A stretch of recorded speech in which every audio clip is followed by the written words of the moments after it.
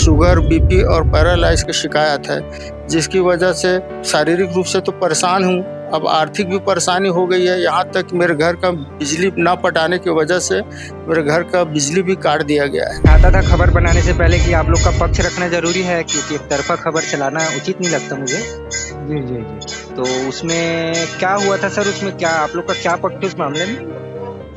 पहली बात ये है सर कि वो जो है प्रोपगेंडा कर रहा है ना?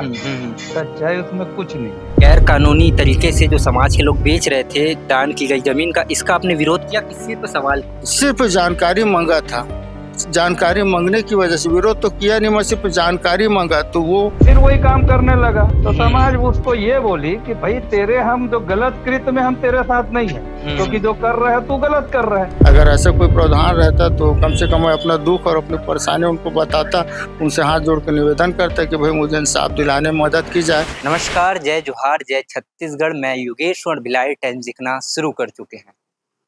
आज मेरे साथ मेरे बगल में आप जिस शख्स को देख पा रहे होंगे, इनका नाम है अब्दुल बाबर अंसारी। ये डोंगरगांव के मटिया रोड के निवासी हैं और 10 महीने से काफ़ी परेशान हैं। परेशानी इतनी बढ़ गई है कि इन्हें अब बीपी, शुगर जैसी बीमारी, खतरनाक बीमारी भी होने लगी है, डिप्रेशन में है काफ़ी और पैरालाइज भी हो गए हैं। मामला क्या है ये भी आपको बताने की कोशिश करते हैं। दरअसल जो दान की ज़मीन होती है, जिसे वक्फ बोर्ड की ज़मीन कहा जाता है, उनका क्रय विक्रय कर रहे थे समाज के लोगों का। इन्होंने सिर्फ ये पूछा, उनका हिसाब मांगा कि ये जो ज़मीन है वो आपने कहाँ क्रय किया, कहाँ विक्रय किया, कहाँ गया ये ज़मीन। तो सिर्फ इतने नाम से समाज के लोगों ने इसका बहिष्कार कर दिया और बहिष्कार करने के बाद इनका जो मेन काम है, ये अपना काम नहीं कर पाते। दरअसल ये सामाजिक कार्यक्रमों में खाना बनाने का काम करते हैं और अब ऐसा हो गया है कि जब से समाज के जो लोग हैं उन्होंने इसका बहिष्कार किया है, तो ये ऐसे जगह में खाना बनाने नहीं जाते और 10 महीने से बेरोजगार है, 3 बच्चे भी हैं और इनके ऊपर कर्ज, लाखों का कर्ज अब हो गया है। तो लगातार पुलिस प्रशासन के पास जा रहे हैं, नेता के पास जा रहे हैं, लेकिन सुनवाई आज तक नहीं हो पा रही है। तो हमारे माध्यम से ये चाहते हैं कि अपने दर्द, अपने जख्मों को ये आप लोगों तक पहुँचाए और साथ ही साथ शासन प्रशासन तक आवाज़ जाए। तो हमारे साथ है सर, क्या हुआ था पूरा शुरुआत से बताइए? जी, जी, मैंने अपने समाज सुन्नी मुस्लिम जामा मस्जिद डोंगरगांव में आवेदन बना के दिया कि भाई डोंगरगांव सुन्नी जामा मस्जिद में कौन-कौन कहाँ पे कितनी घर, खेत, खाली ज़मीन वक़्फ़ किया है, इसकी जानकारी मुझे बताई जाए, ताकि उससे हम जमात का क्या कर सकते हैं जिससे फ़ायदा हो। लेकिन उन्होंने उसे ना बताकर भारी षड्यंत्र के साथ मुझे जलील कर, मेरे ख़ानदान को जलील कर मुझे जमात से बेदखल कर दिया गया और ये कहने लगे कि हम अगर ऐसा बोलेंगे तो ये क्या है, लोगों को बोलते फिरेगा, इसलिए बोले हमारा वकील बताया, बोले कि हम जमाती इनसे अलग हो जाते हैं। ऐसा बोलने से हमारे ऊपर कोई कार्रवाई नहीं हो गया। ऐसा करके इन्होंने षड्यंत्र पूर्वक मुझे जमात से बेदखल कर दिए और मेरा काम था खाना बनाने का, उसमें पूरा पाबंदी लगा दिए, जिसकी वजह से मेरा मैं अपना भरण-पोषण, अपने बीवी-बच्चों का भरण-पोषण करने में बहुत ज़्यादा असमर्थ हो चुका हूँ। मुझे शुगर, बीपी और पैरालाइज़ की शिकायत है, जिसकी वजह से मैं शारीरिक रूप से तो परेशान हूँ, अब आर्थिक भी परेशानी हो गई है। यहाँ तक मेरे घर का बिजली भी ना पटाने की वजह से मेरे घर का बिजली भी काट दिया गया है। मैं एकदम ज़्यादा कर्ज़ से डूब चुका हूँ और बहुत ज़्यादा परेशान हूँ। बच्चों की पढ़ाई-लिखाई में बहुत ज़्यादा तकलीफ़ हो रही है। और मेरे भी बीमारी में आर्थिक स्थिति से बहुत परेशान हो चुका हूँ। बीमारी की वजह से मानसिक भी बहुत प्रताड़ित हो चुका हूँ। मेरे को कुछ समझ में नहीं आ पा रहा है, मैं क्या करूँ, क्या नहीं करूँ? इसलिए मैंने आज आप प्रेस के पास आया हूँ और आप लोग से हाथ जोड़ के विनती कर रहा हूँ कि भई मुझे न्याय दिलाई जाए और आपके माध्यम से मुझे न्याय दिलाई जाए और जिस जगह की संपत्ति है, जो दान की जो संपत्ति है, वो संपत्ति उस जगह पहुँच जाए और ऐसे ज़मीन क्रय-विक्रय करने वाले दलाल लोग को, जो जमात के ठेकेदार बने हुए हैं, उनको कड़ी से कड़ी सज़ा दी जाए आपके माध्यम से। कितनी ज़मीनें हैं और कितनी ज़मीनें उन लोग बेच चुके हैं? ये लोग 4 ज़मीन बेच चुके हैं और 5वीं ज़मीन सड़क चिरचारी का है, 2 एकड़ 30 डिसमिल, इसको बेचने जा रहे थे। बेवजह किसी भी कोई कारण नहीं और आज तक इसका कोई हिसाब-किताब नहीं है, कुछ भी नहीं है इनके पास। इसी की जानकारी माँगा तो इसी की बेस पे मुझे वो लोग जमात से बेदखल कर दिया और मेरे जो साथ देते हैं उनका भी नाम काटते हैं और प्रताड़ित करते हैं। मेरे परिवार से भी मेरे को छुड़ा दिए हैं। मेरे परिवार वाले भी मुझे छोड़ दिए हैं। अच्छा। डर और भय से ये पूरी राजनीति आपने विरोध किया था इस चीज़ का?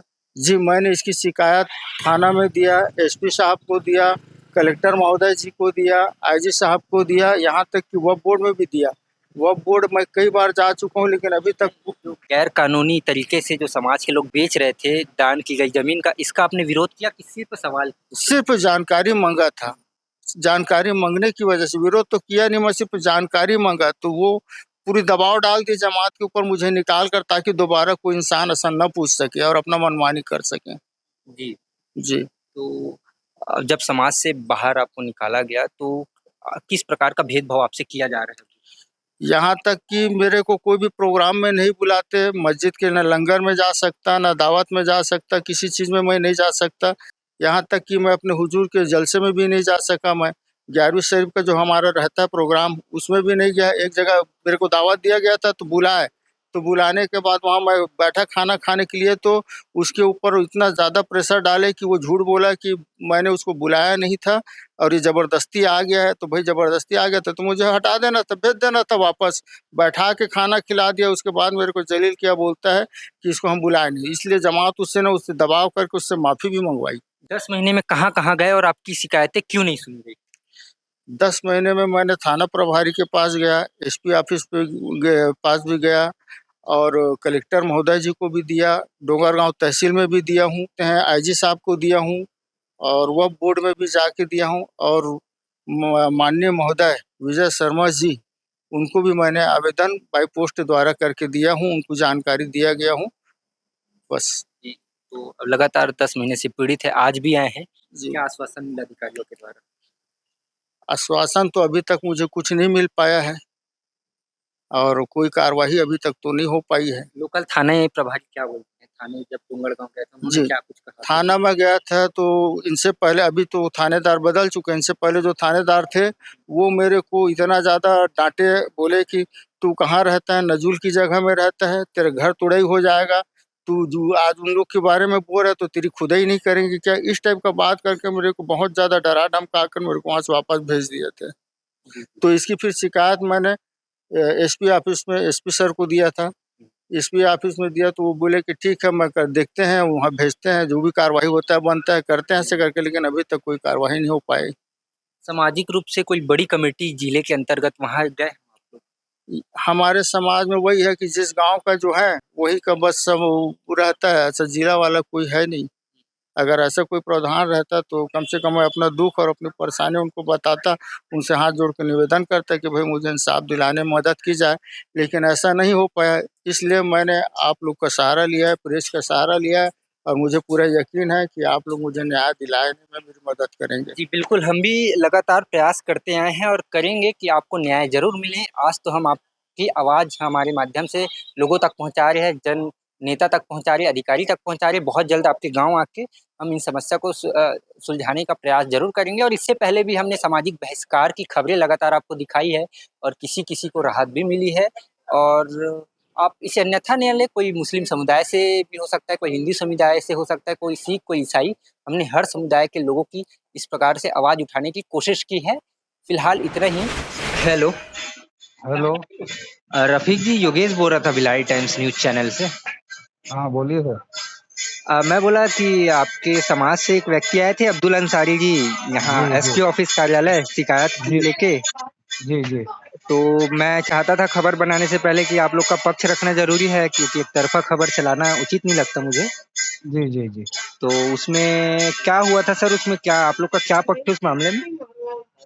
पहली बात ये है सर कि वो जो है प्रोपगेंडा कर रहा है ना? सच्चाई उसमें कुछ नहीं है। एक्चुअल में क्या ये मदरसा चलाता था। मदरसा फर्जी मदरसा चलाता था, बाहर से बच्चे लाके, है ना? और उनका ये था कि पोजीशन ये थे कि खाने-पीने के भी लाले थे बच्चों को। ये सिर्फ़ अपनी रोटी सेकने के लिए, गवर्नमेंट का फ़ायदा उठाने के लिए खाली। तो समाज में बुला के उसको बोला गया, भई बच्चों का ख्याल रखो अगर तुम मदरसा चला रहे हो तो, या समाज को इसमें इन्वॉल्व कर लो तुम्हारे से नहीं संभल रहे तो, 2-4 अच्छे लोगों को। तो अब वो है कि शामिल करने से तो उसकी रोटी चलती नहीं। तो उससे उसके एवज में वो चंदा ले रहा है, गवर्नमेंट से जो फ़ायदा लेता था। उसके एवज में वो चंदा भी घूम घूम के लेता था समाज से, हम्म, है ना। तो समाज ने ये बोला भाई बच्चे लोग, इसका एफआईआर भी हुआ था, मैं कोई हवा हवाई बात नहीं कर रहा हूँ, थाने में पूरे बच्चे चले गए थे, जो पढ़ाने वाला भी गया था। तो समाज तक आई बात, तो समाज बुला के उसको समझाइश दी, भाई तू इस टाइप का काम कर रहा है, या तो तू मदरसा बंद कर दे, या तो बच्चों को अच्छे से खिला पिला। बाहर से बच्चे लेके आए, ये लाता था बच्चे झारखंड बिहार, इधर से बच्चे लेके आता था। तो उसको समझाइश दी गई बड़े बुजुर्गों को बुला के, वो तो हर समाज में होता है, ये कोई नई बात तो है नहीं है। कोई गलत करेगा तो उसको समझाइश देता ही है आदमी बुला के, अच्छा। है ना। तो उसको समझाइश दी, तो वो बोला भाई दोबारा नहीं होगा करके, फिर वही काम करने लगा। तो समाज उसको ये बोली कि भाई तेरे हम जो गलत कृत्य में हम तेरे साथ नहीं है, क्योंकि जो कर रहा है तू गलत कर रहा है। तो उसको एक पॉइंट बना लिया, आज भी मस्जिद आता है, कब्रिस्तान आता है ना, नमाज पढ़ रहा है, सब चीज हो रहा है। अब खाना बनाने का उसका काम है भैया, तो वो शादी बर ब्याह तो पर्सनल है, कोई मैं किसी को बुलाऊं उसमें, मैं तो समाज तो उसको कुछ नहीं कर सकता। तो उसको एक पॉइंट बना लिया कि समाज मेरे को बहिष्कृत कर दिया, मेरे कोई खाना करे, अरे को तू अच्छा नहीं बनाएगा तेरे को बुलाएगा कौन? तेरा भाई तो जब सब जगह खाना बना रहा है। आज के डेट में 90% गांव में कोई कार्यक्रम होता है, उसका सगा भाई खाना बनाता है, तो उसको क्यों बुलाया जा रहा है फिर? वो भी तो उसी परिवार का है क्या? अच्छा, ठीक है ना सर।